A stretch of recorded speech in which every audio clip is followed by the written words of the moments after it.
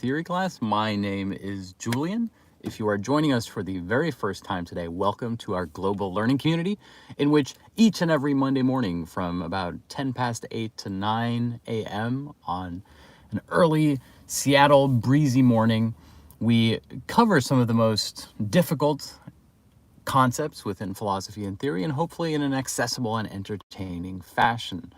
I've been doing this for nearly 2 years now, and we've slowly grown these classes into a worldwide community, which is absolutely wonderful. So if you are joining me today, the biggest favor you could possibly do me, whether you're joining on Instagram or YouTube, hello YouTube, is to leave a comment letting me know where you're joining us from. We have a learning community of global students from around the world, and honestly, like truly nothing makes me happier. Like that is how I get my kicks. I love starting my Monday, my week this way, my Monday morning online with you guys, sharing passion and excitement about philosophy. So please do leave a comment. I see the Netherlands, I see India, I see Texas, the country of Texas. I see the UK, I see Sudan, that's amazing. Greece, Germany, Austria, and Antarctica. That is, I hope that's real. If that's real, that makes me so happy. Algeria, Italy, Bolivia, hell. That's coming to you from hell. I appreciate that. Say hi to my best bud, Satan. South Africa, the peripheries of London, UK, Sikkim, India, New Jersey, Serbia, that's impressive. Yeah, India, Norway. That's incredible. Thank you guys so much. I super appreciate that. That makes me really happy. I see Nigeria as well. Okay, so we are in the midst of a lecture series on the topic of love, specifically on the metaphysics of love, on the philosophy of love. And the whole point of this series is to take love very seriously, perhaps too seriously, and yet to use it as an opening into thinking about some of the more difficult problems within philosophy and theory. Last week, we covered Lacan's theory of love, his definition of love as loving the lack in the other. We also covered Lacan's theory of sexuation. And I promised you that today we would make the leap over to Žižek's argument that Hegel is in fact the predominant thinker of love within the Western canon of philosophy. And so what we're going to do today, in hopefully accessible and somewhat entertaining fashion, the idea of love from within. Think about the, if you will, the ontology of love, namely the being of love, the being in love. And we're going to relate that to Hegel's ontology. In other words, Hegel's theory of being. And you don't have to have any previous knowledge about this topic whatsoever. Like you can go into this completely as a beginner, completely blind. I try to make these classes difficult, or challenging, I should say, but I don't dumb them down. I don't try to make them into pure entertainment. I really do think that education can be its own form of entertainment, and I hope that you agree with me on that. I want to very briefly say that I am so grateful to everybody watching today, everybody who's part of our learning community. It gives me so much joy to be doing this. It really does. Like, this is my genuine eat my heart out passion, and the fact that there are other people who like doing this as well is completely redeeming. It makes me feel so incredibly inspired and motivated. So thank you guys. And also a very big thank you to our patrons from around the world who continue to make this project possible. After all of this is open access. This is all out there. I want to make the things I love available for free for people. I think it's super important that philosophy and theory is a way that we come together, not something that we hide behind institutions or paywalls. And so as much as possible, I've always said, let's make this stuff free. I want to make my best, my most fun, my most personal content free. However, the only reason we can do that is due to our patrons. And so a huge thank you to our patrons who continue to support this project and who really make it available for me and for everybody else, that we can keep doing this. So a massive thank you.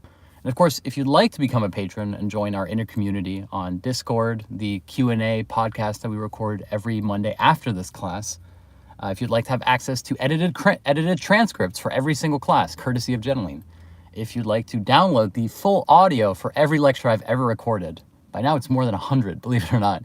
You can find all of that and more on Patreon. That's www.patreon.com/Jeneline and Julian. I'll say it one more time. www.patreon.com/Jeneline and Julian. That link is not in my Instagram bio.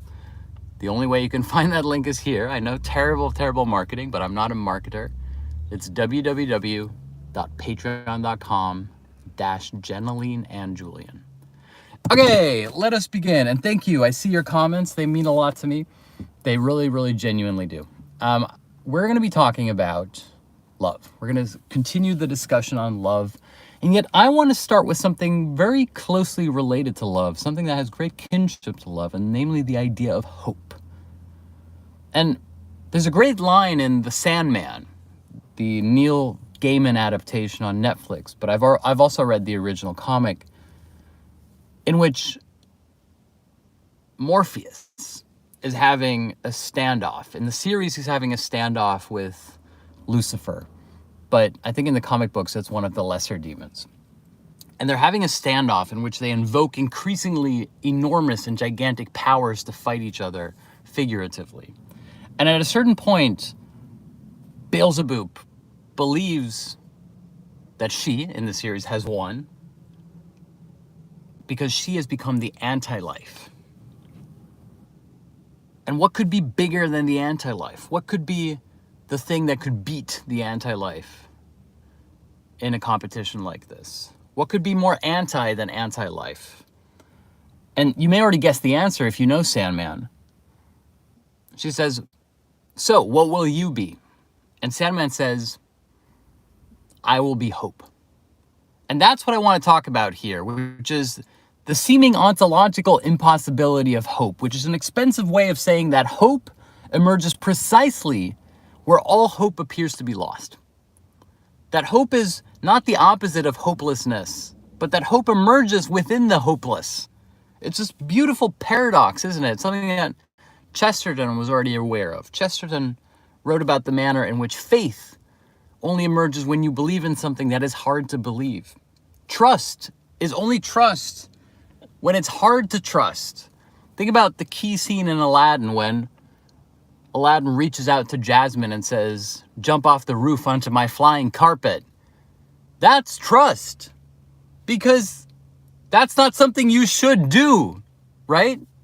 And again, here we have something very similar that happens with love. You trust somebody because you love them. You have faith in somebody because you love them.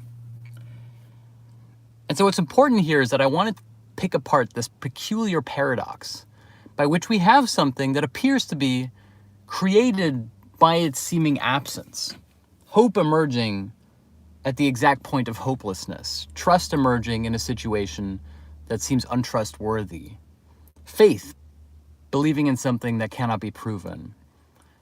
And so that's something that we're going to explore a little bit more today. This kind of empty space, this innate antagonism, something that is overdetermined by its perceived opposite, if you will. You could also refer to this as the sublime. This is the sublime element within hope. That hope isn't, I have hope because of X. You have hope precisely because it's the only thing left to you.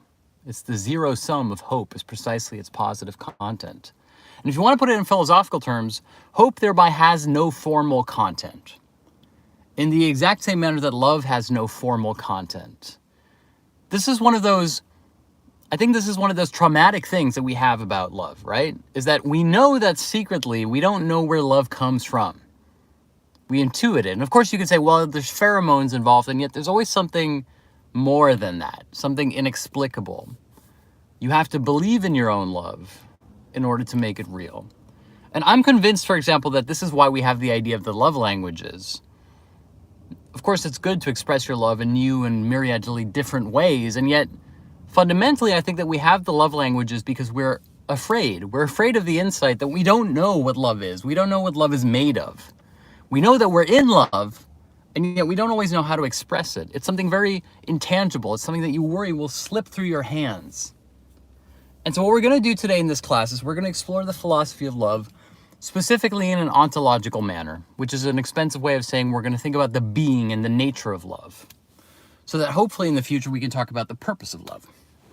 Okay, so We've already explored this idea, this paradoxical emptiness at the heart of hope, that hope emerges where all appears to be hopeless, that love is also loving that which is unlovable in somebody, that faith is to have faith in something which cannot be proven, which is hard to believe, that trust is having trust in something that can be hard to verify, hard to believe in. And so this is something that Žižek actually applies all the way back to Democritus. We go thousands of years back in time, and we already see this problem within Democritus. Because Democritus has an interesting idea, which Žižek attributes to him, in Less Than Nothing, which is Žižek's book on Hegel. If you will, Less Than Nothing is already the perfect description of the ontology of love and the ontology of hope. Why is it less than nothing? Well, less than nothing is precisely a plus, right? Hope emerges at the exact moment at which all else appears to be hopeless. In other words, it is less than nothing. It is not added to a hopeless situation. It emerges from within the negation of hope itself. This is the positive formal content within its own negation, hence why I said that hope like love is sublime. And so when Žižek talks about Democritus, he brings up specifically Democritus's two theories of negation. And in order to understand this, you have to know that within Greek, hen means one. Hen, like a female chicken, one. And Democritus essentially argues that there are two types of negation. There is den, and there is Ouden. Now, den is simply applying the negation to hen, de hen, namely not one. If hen is one, then den means not one. Ouden means not one, but a thing. In other words, nothing counted as something. Not nothing, but a thing. And essentially what Žižek is trying to point out here with his reference to Democritus is that when we negate something, we can negate it in two different ways. We can negate it by simply saying, here we have an affirmation and we perceive its opposite. For example, alive and dead. Or we can negate something by having negation count as its own positive content. Here you can actually see a relationship to what we did last week when we talked about the Lacanian lack and the idea of the castration complex.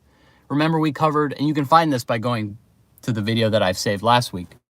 We talked about nothing counted as something and something counted as nothing. An emptiness that precisely has the marker of a symbolic presence, and a presence that has the marker of a symbolic absence. This is key to Lacan's theory of sexuation, but we can put that aside for now. And so, keep in mind, Democritus here is talking about two types of negation, namely, how we have something positive, which is negated into its negative, for example, alive, not alive, which would be den, namely one, not one. We essentially have an affirmation and a negation of the affirmation. Versus the idea of Ouden, which is the affirmation of a negation, namely nothing counted as something. If you will, Ouden is related to the idea of hope, the idea of love. In a sense, if you want to be really radical about it, you can define hope, and you can define love, and you can define faith, and you can define tolerance as nothing counted as something. It's something that emerges at the exact point at which it becomes intangible or undefinable. This is also why Lacan says that the most dangerous question in the world is, do you really love me? Because if you say, do you really love me, then you're asking for somebody to quantify or prove their love to you. And the trap is that as soon as they say, yes, I love you, then you've already come to suspect that they're just saying it to please you. And this is the problem of love, right? If you try to evade the absence of its formal content by filling in this gap, you may have something that is similar to love, and yet it is not love. Now, this idea of den and Ouden, of negation versus the affirmation of a non-predicate of negation, is something that Žižek then relates to Kantian indefinite judgment.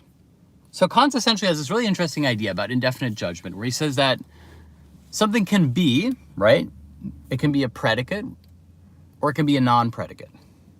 For example, something can be alive, or it can be not alive. In other words, dead. And yet for Kant, there's also a space in between, which is not a predicate, nor is it the negation of a predicate, but it is the affirmation of a non-predicate. Now, what is an affirmation of a non-predicate? It's neither dead nor alive. For Žižek, it's undead, right? It's essentially a zombie. He says that Kant is one of the first people to define what a zombie is, namely the undead, the affirmation of a non-predicate. And this word un is actually quite important here, because if you followed the previous class from last week, you can already detect that in the same manner that we have the undead, namely the affirmation of a non-predicate, that which lies in between the subliminal gap between alive and dead, namely alive and not alive, is very similar to what we have with the Freudian unconscious. The idea of the unconscious isn't about saying there's something subconscious or something above consciousness. It's precisely the liminal gap between the sub and the above. It's precisely the suggestion that there is something underneath, and the awareness that there is nothing underneath which has to be repressed. In other words, the unconscious isn't what has to be repressed. The unconscious is itself the result of repression, which is another way of saying, and I don't want to repeat myself too much here from last week, it's another way of saying that the unconscious is the affirmation of a non-predicate. It's neither that which gives direct force to the drive in psychoanalytic terms, nor is it that which negates the drive, like the idea of the subconscious. Instead, it's specifically the unconscious, that which exists liminally between the experience of drive and the repression of that which is perceived as being underneath the drive, namely the subconscious. If you want to explain Freud's theory of the unconscious, and like his so-called discovery of the unconscious, it's not the discovery of the formal content of the unconscious, it's precisely that there is no subconscious. This is the Freudian unconscious. It's not to say, oh, if we dig deep underneath the ego, we find the unconscious. No, it's specifically saying if we dig deep underneath, we find nothing except the retroactive result of repression of this originating nothing, which was attributed to the subconscious. In other words, affirmation of a non-predicate, the unconscious, in the same manner that the affirmation of a non-predicate, namely neither alive nor dead, but specifically undead. And this idea of indefinite judgment we can find even within the critique of subjectivity within modernist art and literature. Think about the famous passage in the beginning of Kafka's Metamorphosis, in which young Gregor Samsa awakens to find himself as an Ungeziefer. An Ungeziefer is not an animal, it's not a bug, it's specifically something which cannot be attributed to a categorization or a species. And this problem of being something which has no name is thereby precisely the figuration and the embodiment, for Kafka the allegory, of what it means to be a person, a subject, within an increasingly modernizing world, in which you are torn apart by the contradictory influences of what it means to be alive in a world that is rapidly changing around you, a world that you don't want to be in. And so the idea of again, namely the affirmation of a non-predicate, is applied to the idea of what kind of animal is Gregor Samsa. It's one of those questions that you'll find like in the entry exams to, I don't know, Oxford University, for example, is what kind of animal is Gregor Samsa in the Metamorphosis? And it's a trick question because he's specifically an animal, an Ungeziefer, namely that which cannot be defined, except by the fact that it is undefinable. That is its definition, and that is the problem that Kafka is trying to express in the Metamorphosis. And we have this in like other German words as well, this un. For example, if you want to talk about madness or craziness in German, there's two words for it. I mean, there's more words than this, but there's two key words, namely Wahnsinn, which can also be Irrsinn, and Unsinn. Now, it's quite interesting because Wahnsinn and Irrsinn in German essentially mean craziness or madness, that you are in the thralls of an illusion, Wahnsinn. Unsinn, however, is the empty space within sense itself. Unsinn means nonsense, but not nonsense as in just nonsense, but unsense. It's the point of reason at which you've stretched it so far that it no longer makes sense. And this is precisely why, from a philosophical perspective, going all the way back to Plato's Symposium, when you are in love, you are not simply suffering from madness. You're not simply suffering from Wahnsinn. You're suffering from Unsinn. You're suffering from a world that has become discombobulating. Everything is, as Hegel said, die verkehrte Welt. Everything becomes upside down. This is also Žižek's critique of love, right? That when you fall in love, you fall. And what happens when you fall is the world turns upside down. Suddenly, the things that you thought were important cease to be. They no longer are. And the things that you used to think weren't very important suddenly become hugely important. It's like all the things that used to make you happy no longer make you happy unless you're with that person.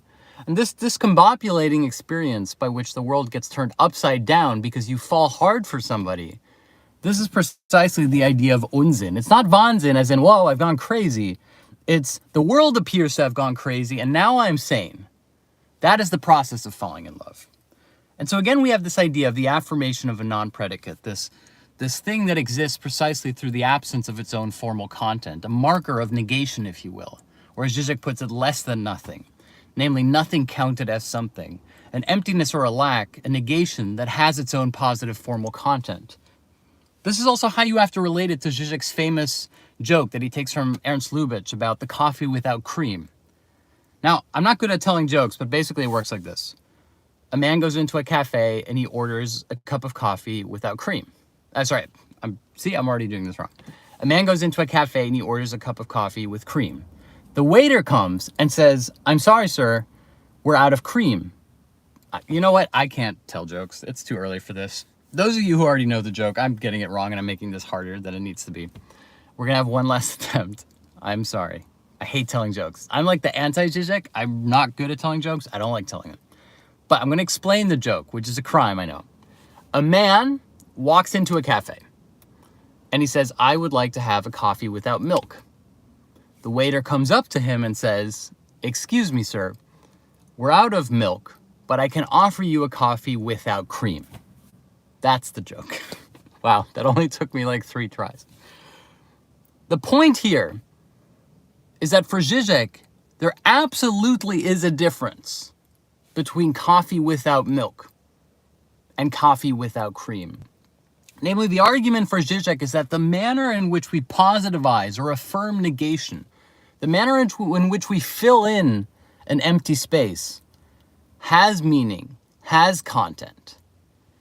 And you think to yourself, why is he making this argument? And the only way that this argument makes sense is when you understand it in relation to indefinite judgment, to the affirmation of a non-predicate. Namely, the manner in which we attribute meaning or we count nothing as something is itself a positive act. And part of Žižek's ontology, which he attributes to Hegel and which we're trying to explain here, is precisely this less than nothing. The fact that negation has to be attributed with its own formal value. Negation isn't simply the absence of something. Negation can be counted as something itself. The lack has positive content for Lacan. And in the same way for Žižek, the absence has to be counted as something. As I said before, hope emerges within hopelessness. Trust emerges when something appears untrustworthy. Faith is when something is hard to believe. Love is precisely loving the unlovable, as Chesterton said. And here we have the exact same mechanism, the same formal process that we find within Žižek's joke, which is that the manner in which we fill in an absence has meaning. And so the coffee without cream joke has less to do with coffee and everything to do with Žižek's emphasis on what he calls less than nothing, which is also the title of his most famous book on Hegel, his most difficult book on Hegel. Namely, the manner in which negation can be attributed to having its own formal positive content. Okay, that's very technical, so let's put that aside for a moment. This idea of love and hope as an affirmation of a non-predicate, namely something which is neither there nor absent, and yet that seems to persist in its own empty space. This ontological impossibility, if you will, of the idea of love. This is what the poet Rilke puts much more poetically when he writes that love is to give light with inexhaustible oil. And yet he also warns and cautions that this can consume you. He puts it in a very modernist, proto-modernist way. He says, you pass away. And what's so important here is that we have here in poetic language another way of talking about the affirmation of a non-predicate. Namely, how can you give light inexhaustibly? How can you be consumed over and over again? Like, it doesn't make sense, right? If he says that love consumes you and love makes you pass away, then how can it also be inexhaustible? Those two things seem to be mutually contradictory. And yes, I just saw a comment. Am I saving this? I'm absolutely saving this on my YouTube and on my Instagram. But you can also download each and every one of these lectures as an audio podcast on my Patreon. That's www.patreon.com/Jeneline and Julian. All right, so back to Rilke. When Rilke says that love is like giving light with inexhaustible oil, and yet he also posits that it consumes you and that it makes you pass away, this seems like a mutual impossibility, a contradiction. Because if you pass away, that's it. It's finite. If it consumes you, that's it. You've been consumed. And yet the argument that Rilke is making here in poetic language about the affirmation of a predicate, about the positive formal content within the idea of love itself, is precisely that it is a perpetual consumption, a perpetual death. That, as I've said before, love is not a competition, love is repetition. That there is something neurotic within the drive of love, which is each and every day, as the popular slogan says, you have to fall in love again. You don't do it once. You do it over and over and over again. And so Rilke, in his poem, connects the idea of love to dying, to passing away. He connects falling in love to being consumed, as in the person you were burns up. And yet he also argues that this process of being consumed and this process of passing away, this process of dying, happens over and over and over again. That it is giving light with inexhaustible oil. And that, once again, is the affirmation of a non-predicate. It's not saying I am alive. It is not saying I am dead, namely the negation of the predicate alive. Instead, it is saying I am unalive. I am undead. This is the uncanny, undead component within love itself. Love is that which persists and consumes you and makes you pass away, not once, but over and over and over again. And precisely in that process of perpetual negation, the light that you bring and the light that you give seems to burn with inexhaustible oil. That's the beauty of the Rilkean concept of love. Again, it's the definition of the sublime, namely not a paradox, not an antinomy, not two things that cancel each other out, but something that emerges in its own fruitful positive content precisely because it appears to be a double contradiction or a negation of a negation. Nothing counted as something. It's so important to see this concept within, whether it's Kafka, whether it's Rilke, to see this, an awareness of these concepts and using them. I'm not just attributing them casually. These are ideas that are key to modernism. They're key to the idea of writing and thinking about love and taking it ever so seriously. And so, in a sense, what we're talking about here is antagonism, if you will. And I don't mean antagonism in the sense of conflict, as in like abusing people, being mean to them, codependency, what will you? These are all terms that have become more popularized in contemporary times due to clinical language, which is good and it's fine and it helps a lot of people. And yet, if you're coming at it from a philosophical perspective or a modernist perspective or a theoretical lens, conflict and antagonism have less to do with two people clashing and with the idea of difference. This is one of the key ideas, for example, within French structuralism, is that difference is constitutive. In other words, it's about the dialectic between absence and presence.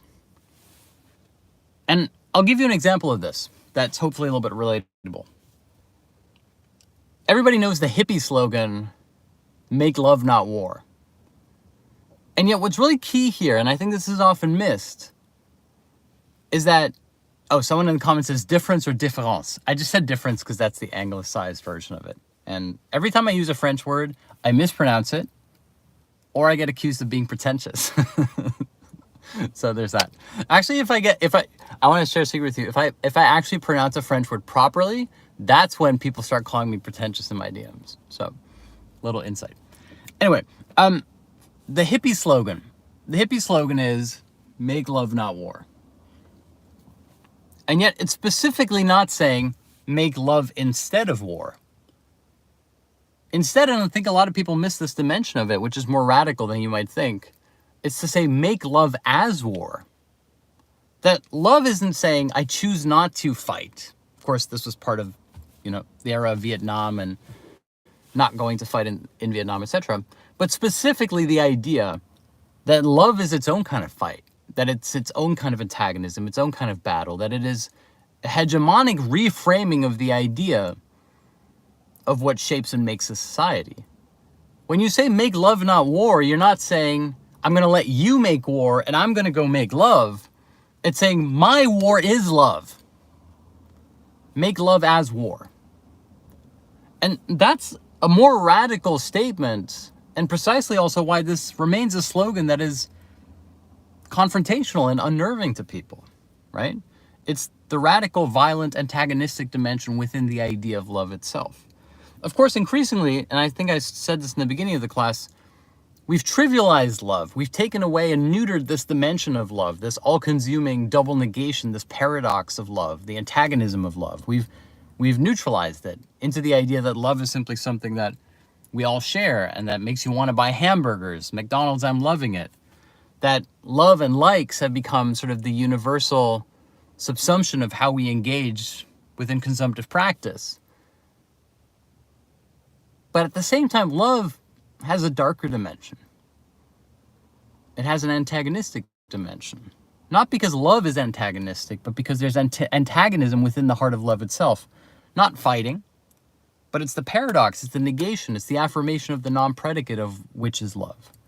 Namely, loving that which is unlovable, hoping when it all appears to be hopeless, faith when it's hard to believe in something. This paradox is about antagonism, it's about the sublime, it's about something which has no formal content and yet which emerges precisely within the emptiness of this formal gap. Something which exists not on either side of the gap, but which is immanent to the gap that lies within itself. That's the antagonism or the difference that lies within the structural principle of love itself. And so the reason I'm bringing this up is, for example, like even Sartre, when Sartre wrote that the defining feature of love is conflict, it's easy to think that what he meant is, I fight a lot with Simone de Beauvoir, which of course he did. They fought each other very vigorously. They had, in many ways, what today would be judged as a toxic relationship. And yet, the idea that the central principle of love is conflict is about antagonism within love itself. That love cannot properly be proven, that there's kind of an emptiness, that in philosophical terms, that the ontology of love is precisely marked by its own absence. That we cannot quantify love. We can attempt to qualify it, and yet as soon as we try to prove it, we end up failing.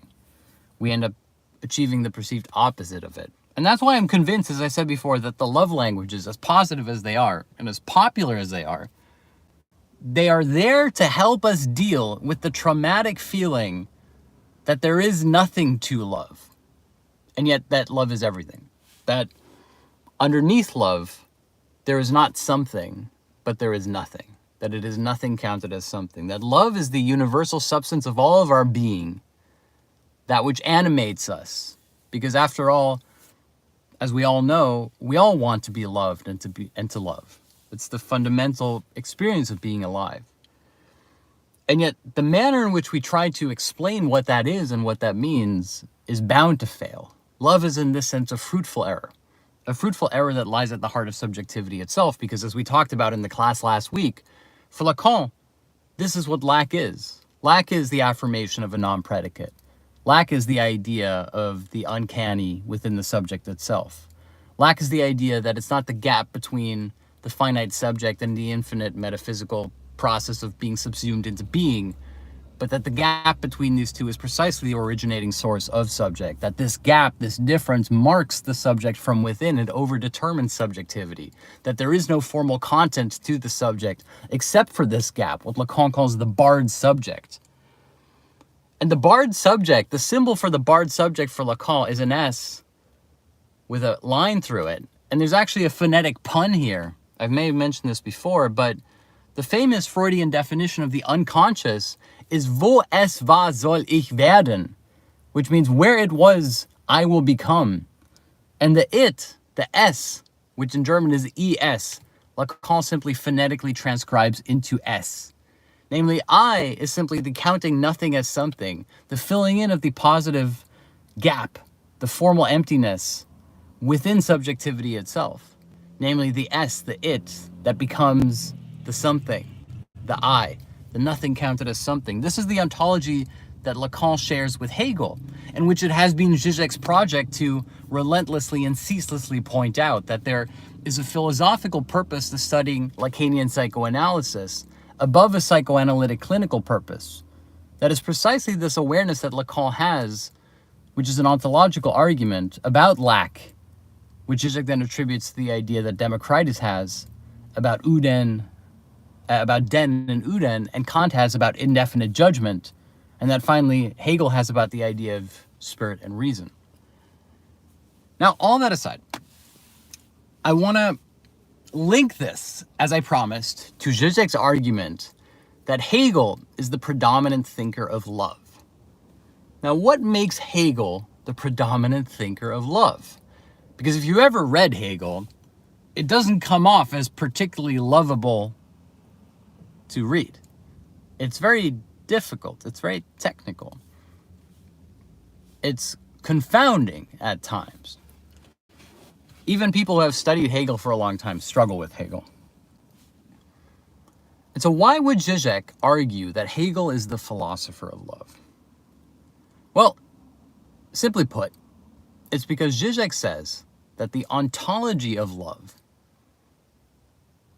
is metaphoric for Hegel's ontology of spirit.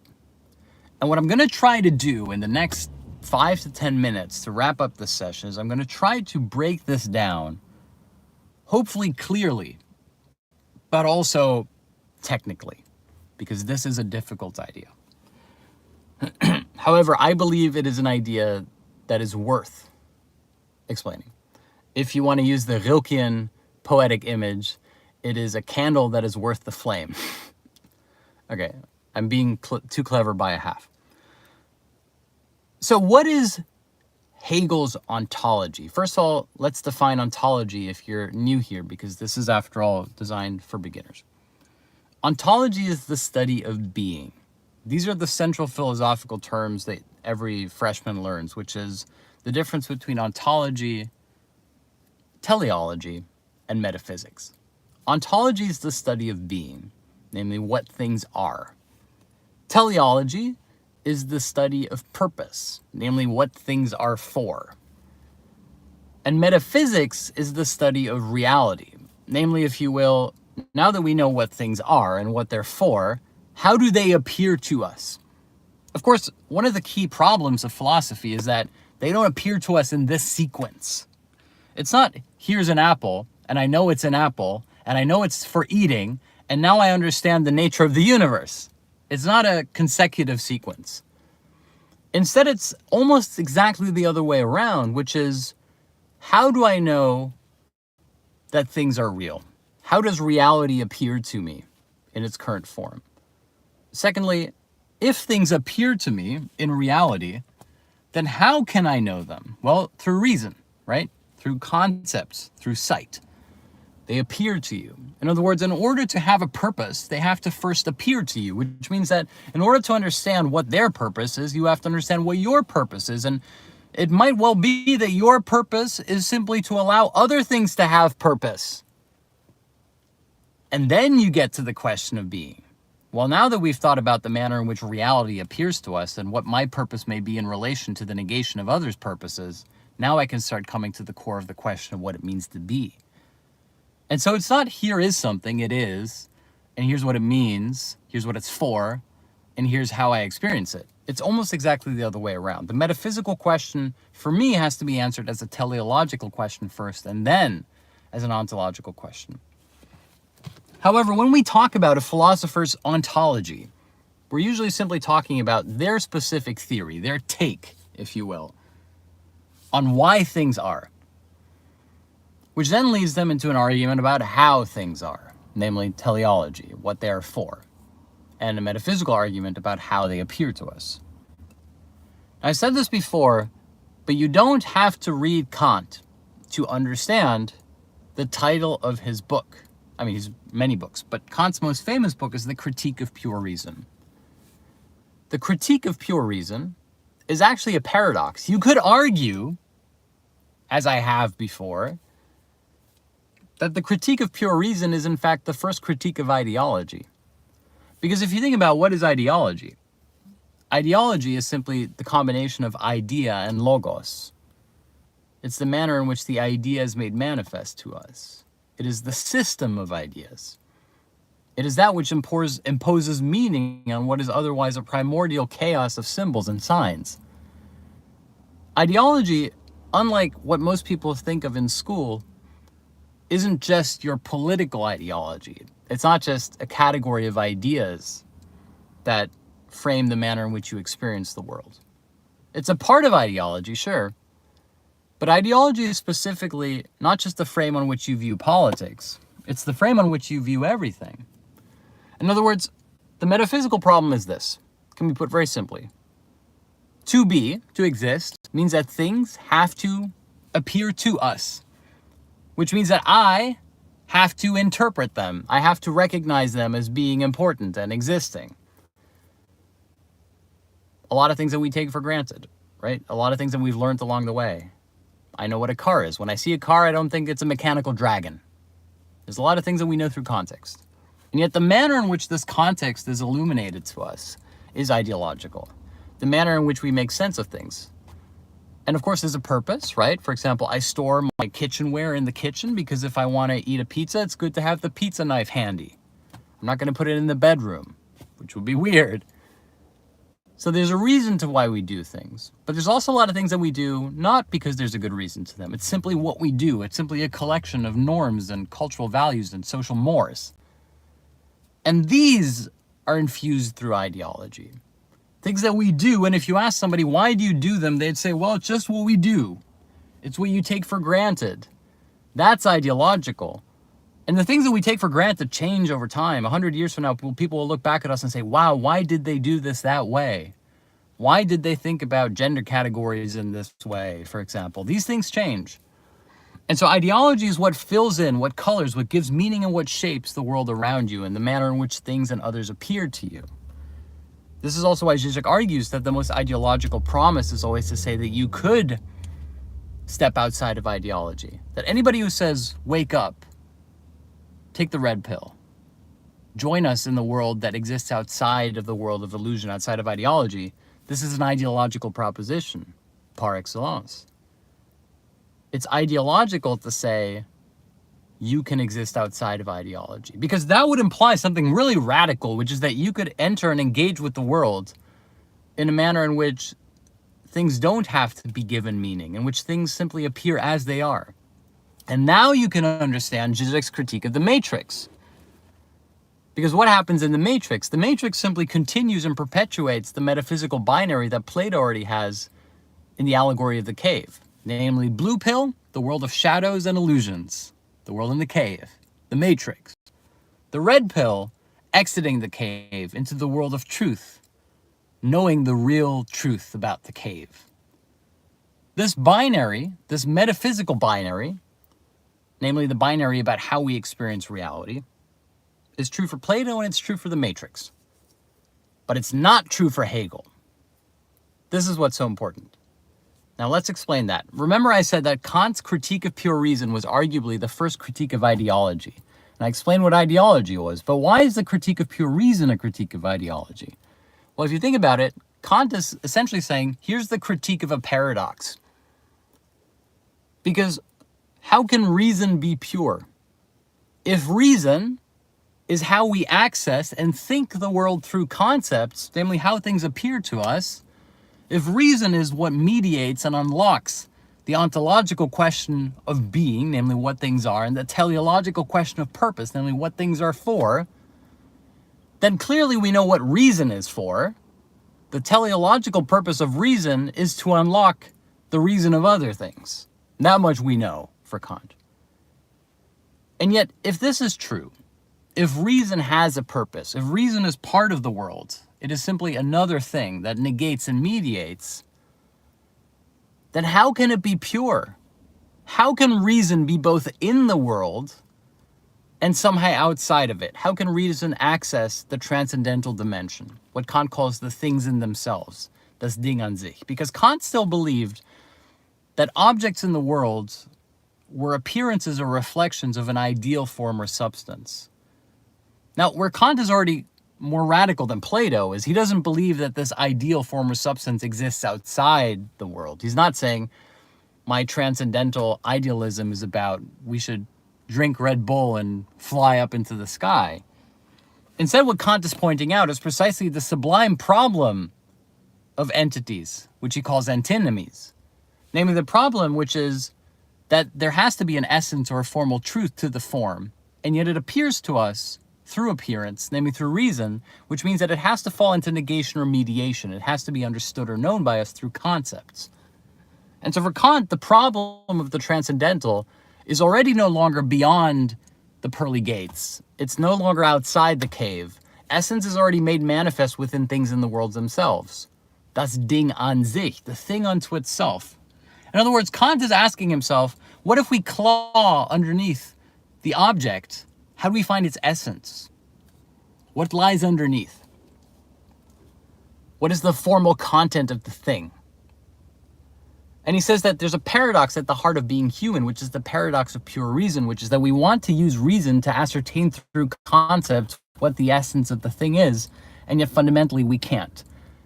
In other words, the thing appears as a barrier to us, a barrier which is mirrored in our own reason. Thereby, human reason becomes not the vehicle of the absolute, but precisely the barrier to the absolute.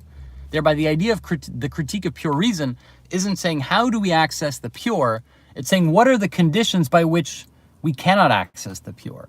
It's a problematization of Cato's allegory of the cave, not an affirmation of the transcendental. Kant, in a sense, throws a wrench in the workings of traditional classic metaphysics. And after that, nothing is ever the same. Because then we get Schelling and we get Fichte, or Fichte and we get Schelling, and then we get Hegel. You could also add Hölderlin, the German idealists. And Hegel has this radical insight, which we can relate exactly to what we were talking about before with love and the affirmation of a non-predicate, which is Hegel essentially says, wait, what if there's nothing underneath the objects? What if there's no Ding an sich? What if the thing, the failure, the appearance, the illusion, the concept, what if this is itself the thing? Here we have again the Freudian unconscious. Remember, the Freudian definition of the unconscious is to say there is no subconscious, and the lack of subconscious has to be repressed into the unconscious. The unconscious is simply the name for something which has no proper formal content, the positivization of an empty space of lack. That's the idea of hope, remember. Hope emerges in hopelessness. Love is to love that which is unlovable. Faith is to believe that which cannot be believed. This paradox, this constitutive emptiness, this constitutive negativity, if you will, the sublime entity by which something which has no formal content is thereby precisely counted as one. This is the unconscious in the exact same manner that for Hegel's ontology, this is the solution to the problem that Kant raises. If the critique of pure reason is the problem of how we ascertain the pure, the absolute, through reason, and the impossibility of that, then Hegel simply says, what if the problem isn't accessing the pure? What if the problem is that pure emerges retroactively? What if it's not, we have to claw away at the object in order to get underneath it to the essence? What if the essence emerges precisely through constitutive negativity? What if essence isn't there to begin with? What if essence is like hope, that it emerges at the exact point of its own formal negation? What if essence, or the absolute, or the pure, is there by the affirmation of a non-predicate? What if essence is uncanny? What if it is the What if it is not simply the negation of the absolute through the particular? What if it is not den, namely not one? What if it is Ouden, namely precisely a thing, nothing counted as something? What if essence is thereby only made positive through a fruitful failure to be underneath that which lies apparently as its own veil, namely appearance? And this is Lacan's argument as well. I've said this before. Lacan's theory of reality is to say that there is no reality without fantasy, that reality can only be accessed through fantasy, that fantasy isn't the opposite of reality. We have to go through fantasy to access reality. That the ultimate fantasy is thereby precisely the idea of a reality that doesn't have to be mediated through fantasy. This is an ontological argument that Lacan is making about reality. How do we access reality? Well, we access it through fantasy, which is a radical statement because within classic metaphysics, fantasy, an illusion and appearance is usually seen as the opposite of reality, as that which bars us from reality. And Hegel makes the exact same argument apropos Kant. Reason is not that which bars us from the ideal, from essence, from the absolute. Instead, reason is precisely how we access the absolute. In the exact same way that for Lacan, fantasy is how we access reality, and the ultimate fantasy is the idea of a reality that is pre-mediated, that doesn't exist without fantasy. The same is true for Hegel apropos Kant. The idea being that the ultimate idea of the absolute or the pure, the ultimate fantasy, the ultimate trick of reason is precisely the idea that there is the pure, the absolute, that can exist pre-mediated a priori without reason. This isn't just Hegel, this is already true in Fichte and Schelling. The idea of a priori, of an essence or a substance that doesn't have to be mediated into subjectivity is thereby rendered deeply comical almost. And so here we end up back at love. When Žižek says that Hegel is the thinker of love, what is the ontology of love? It's the fall. You cannot have love without the fall. You fall into love. Love is made manifest precisely through this fall. And that fall is what Žižek attributes to Hegelian ontology. Namely, essence doesn't exist without the fall into appearance. Essence falls in love with appearance. And reason, Kantian reason, thereby is no longer the formal barrier to the content lying underneath, namely the pure form. Instead, reason becomes the vehicle, namely the vehicle of negation, the vehicle that affirms the non-predicate, the uncanny substance by which essence emerges only in appearance. It emerges only in the fall. It is retroactive constitutive negativity. This process, this no love without the fall, no essence without subsumption into reason, is the Hegelian ontology, what Hegel calls spirit. And thereby Hegel is, according to Žižek, the fundamental thinker of love, because only Hegel grasps the true ontological problem of the antagonism and the difference that is written into love, and he applies it to the metaphysical realm. Now, of course, this is also Žižek making a Lacanian argument, because only Lacan understands the constitutive negativity of the idea of difference, one of the key insights of structuralism, which itself is simply another version of the Kantian sublime, namely that which has no positive content except through the negation of its own formal content. It's the same thing when it comes to going all the way back to Democritus and the difference between hen, one, and Ouden, which is not one, Medhen, which is not one, Medhen, not one, and then we have the idea of Ouden, Ouden being something which is counted as nothing, or nothing counted as something. Anyway, this is 60 minutes we've already done. And so the central argument here that Žižek makes apropos Hegel is that if you want to understand Hegelian ontology, you have to understand the idea of love. That unless you learn to take love seriously, and you understand the problem that is love, that you don't have access to Hegelian idealism. And there's something beautiful about that, to me. That if we really take love seriously, and we treat it as a concept that has philosophical value, that we actually end up unearthing and understanding what are arguably some of the most difficult and metaphysical and abstract ideas within the history of the Western canon of philosophy. And so yes, Hegel is difficult and abstract and sometimes maddeningly obtuse. And yet, surprisingly, through one of the most universal ideas in the world, namely love, we can access one of the most difficult things in Hegel and make it relatable and understandable. And that is a kind of sublime to me. So, on that note, thank you guys so much. I've loved hosting this lecture. This has been 55 minutes of talking about the philosophy of love, about the Kantian sublime, indefinite judgment, about the idea of hen, the idea of Medhen, the idea of Ouden, the idea of the uncanny, the idea of the unconscious, the idea of Hegelian ontology, teleology, metaphysics, Plato, Žižek, everything. So much! But it makes me so happy. I love doing this. And I love that we've created this space where you guys enjoy it too. It makes me so, so, so happy. Like, it is the coolest way to start my week. So thank you guys so much. if you'd like to keep supporting these classes, which are entirely open access and free for anybody, I'd hugely appreciate it if you checked out my Patreon. We have a lot of exclusive content there. And I'll type in the link for you real quick. It is www on Instagram, www.patreon.com-Jenaline, my beautiful wife, who does the transcripts, and Julian. And if you take a look there, I'd super appreciate that. Starts at just $5 a month. That gets you access to a bonus Q&A that I record with Jenaline after every single lecture, where we take your questions and we just sort of talk about our week and we try to explain these things a little bit in more detail. And you can also download every lecture I've ever recorded as an audio podcast. I mean, all podcasts are audio podcasts. I'm not good at plugs. It's not my natural vibe. And you can also download my ebook, which is available for a limited time only. It is called The Useless Precaution, and it's an introduction, easy to read, about 100 pages, 150 maybe, introduction to Žižek and Lacan.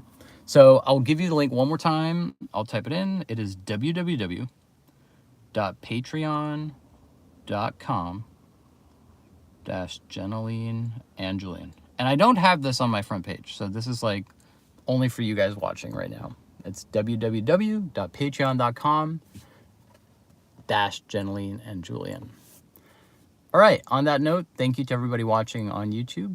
It has been my absolute pleasure. I'll continue making YouTube videos. I'm sort of learning how to do YouTube properly, so that's like a learning process. Thank you guys for your feedback, for all the interesting comments. Also getting a lot of smoke, a lot of heat from some quarters. So I'm gonna have to learn to like navigate YouTube's culture, I think. And thank you to everybody joining on Instagram. It's just been wonderful doing this. Yeah, I appreciate you guys so much. If you want to watch this entire lecture, I'm going to post it to my Instagram and YouTube for free. And you can also download it on Patreon. You can download all of my lectures on Patreon. It's like more than 100 by now, I think. And that's www.patreon.com-Jenaline and Julian. All right, if you are a patron, then you can join us in 5 minutes when Jenaline and I will be recording our live bonus podcast on Discord, where we take your questions and we answer them. And that's going to start in about 10 minutes. So thank you guys so much. And I will see you very soon. Bye, guys. Thank you guys on YouTube for joining me. I hope that the image quality was a bit better this week. I have like a stand, so now it's like actually like in frame, and hopefully the audio quality is not too bad because we are in the car, which is like, you don't need an expensive studio if you have a soundproof car. All right, thank you guys. I'll see you guys next week.